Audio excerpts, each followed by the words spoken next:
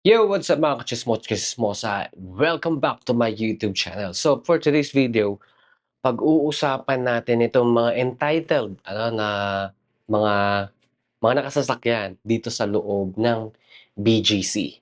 Actually, sa video na 'to, itong papakita ko sa inyo mamaya, maraming ganito, na mga ewan ba sa daan na parang feeling nila kanila ang daan porket naka four wheels sila. So, ayun nga, ah parehas sila, base lang sa aking pang-unawa, parang parehas silang may pagkakamali din. Pero meron ditong isa, yung isang may blinker, sana mapansin 'to ng LTO kasi bakit siya may blinker.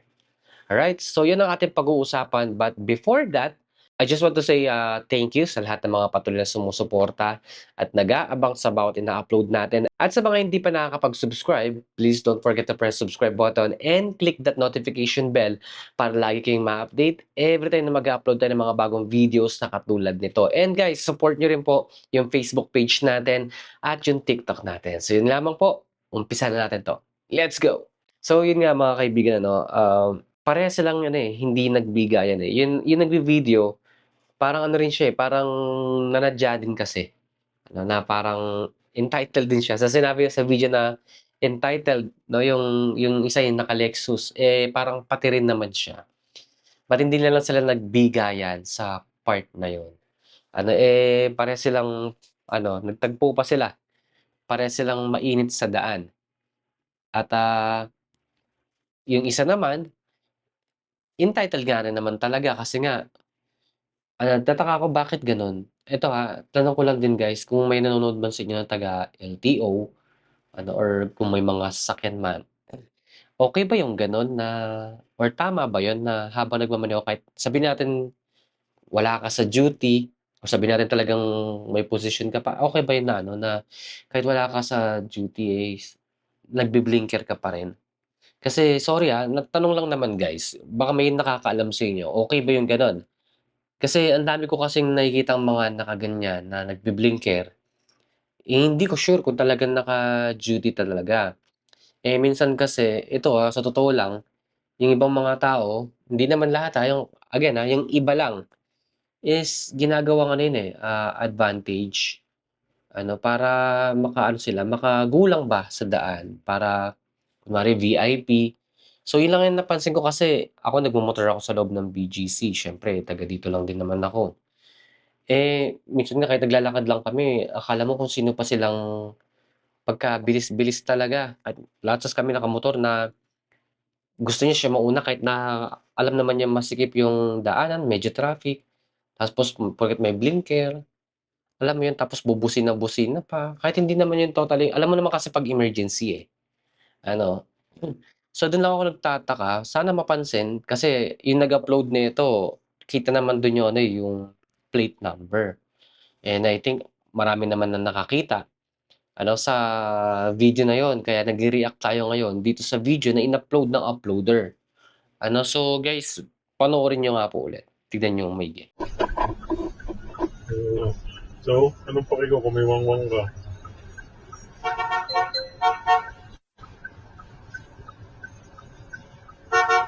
Bahala ko sa buhay mo. O, signal light na ako. Di atras ako. Balik ako sa linya ko. Bahala ka na dyan.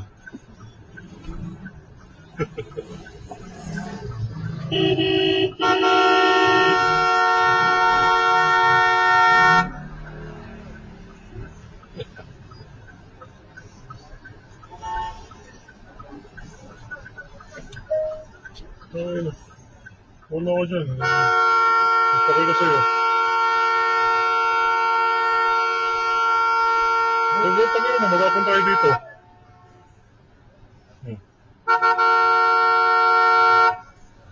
Gago ka ba? Masyado kang entitled Gago ka ba? Gago ka pala Ina mo ba? Iyaking ka pala Ina mo? Idiot.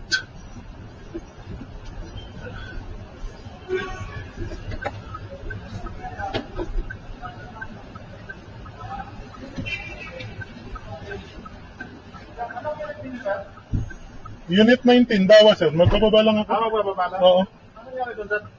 Nakasignal light ako, hinarangan niya. O paano ko papasok? Papasok na kami dito eh. Kabigayan. Oo. Hindi nagkabigayan. Kala din kasi, sir, yung ibang mga palatas natin, sir. Paano gagawin ko, Chip? Okay, already okay. Sa akin mo isisisi. Loko-loko ka pala eh. Ano ba? Sa akin mo isisisi. Kantado to. Ako pa sisihin mo. Sabi mo, sitayin mo yung... Mali siya, Brad. Pagkamalis. Hindi, mapabayaan mo siya. Kaya? The cab Okay. need to It's deal with the customer. Okay. Ibo to.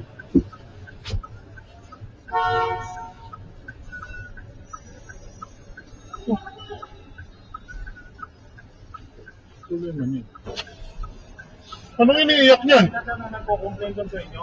O, anong iniiyak niyan? Mga gusto mo rin mag-usap, sir. Nagko-complain. Buko yan. Ano siya? Sumunod ka, dito tayo sa may Marshall. Trending ka sa akin, ninayo pa ka. Ano akong pake sa'yo?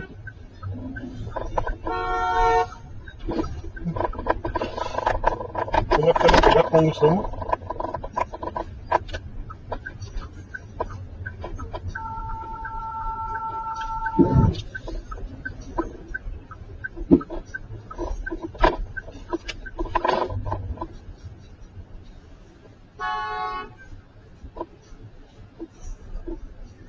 Bawa ka na ito sa buhay mo, Brad, ah.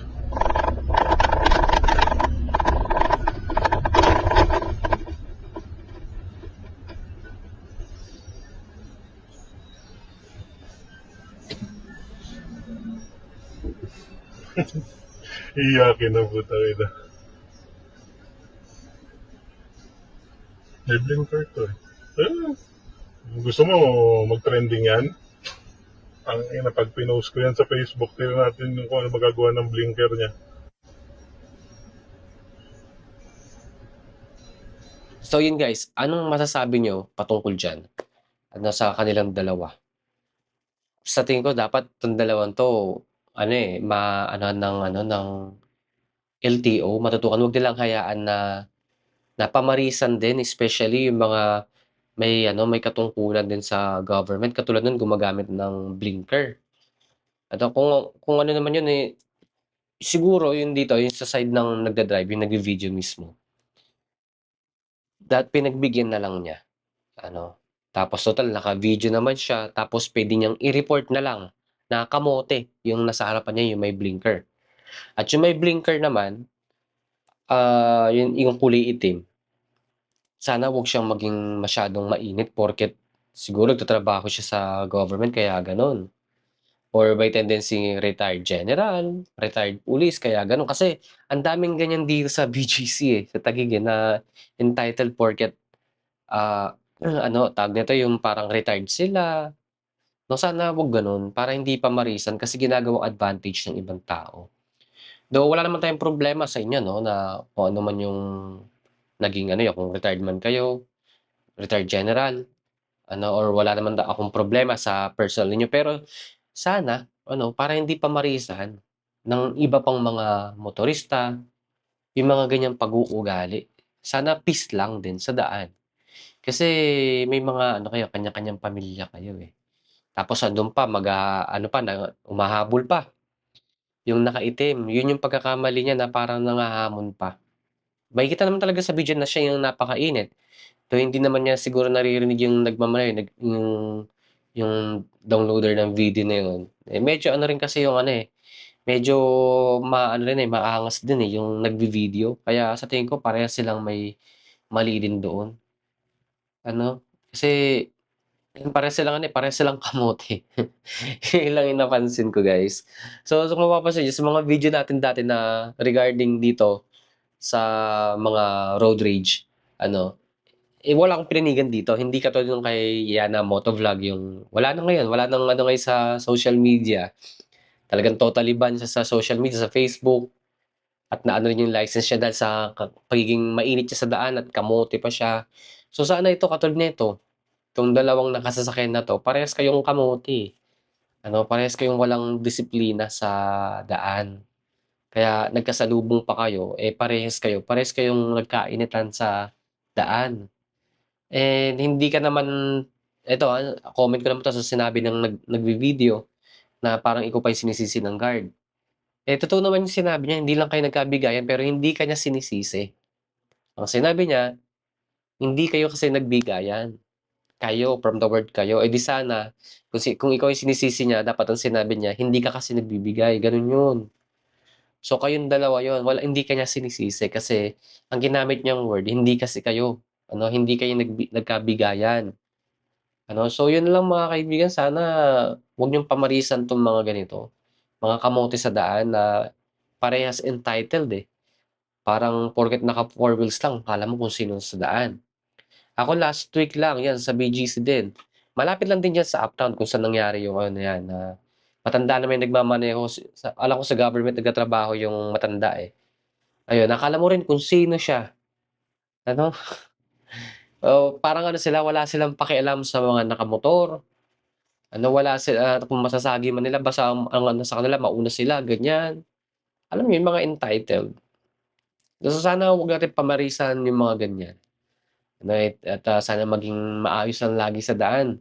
Kayo naman mga nakaganyan, sana kung mapanood niyo man 'tong video na 'to, sana ma-realize niyo yung mga pagkakamali niyo and always remember ano, na baka may pamilya rin kayo, may mga anak din kayo na nag-aantay sa inyo sa kanya-kanyang bahay ninyo, ano. So, sana ito rin mapansin 'to ng LTO at, nawa, eh, 'wag lang yung isa yung, patawan ng parusa kung mapaparusahan man.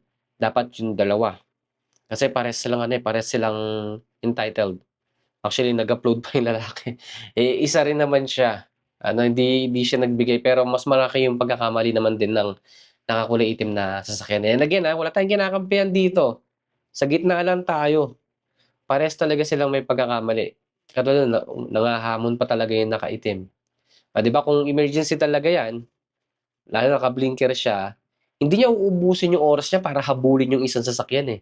So, diyan pa lang mahahalata niyo na ginagamit lang niya yung blinker na yun na, alam mo yun, para magkaroon siya ng authority sa daan, para alpha siya, 'di ba? Para katakutan sa daan, pang-ilagan sa daan. So, dun lang, LTO ano ba dito sana maano natin 'to, kasi halatang-halata naman na ginagamit lang niya, eh, yung privilege niya na magkaroon siya ng blinker na gano'n, 'di ba? So, sabihin na natin nasa ano siya, nasa government siya nagtatrabaho pero ayos pa yung gano'n. Gagamitin mo yung kapangyarihan ng gobyerno para makapanggulang ka sa daan. So, yun lamang mga kaibigan. Kayo, ano yung say ninyo patungkol sa napag-usapan natin ngayon para sa video na 'to? Comment down below kung ano yung side ninyo. Alright? So once again, maraming salamat sa lahat ng mga patuloy na sumusuporta at nag-aabang sa mga ina-upload natin. At napansin ko po sa mga viewers natin, hindi pa po kayo nakasubscribe. Kaya don't forget to press the subscribe button and click that notification bell para ma-update kayo palagi every time na mag-upload tayo ng mga bagong videos dito sa channel natin. And guys, support nyo rin po yung Facebook page natin at saka yung ating TikTok account. So yun lamang po. See you on my next vlog. Bye!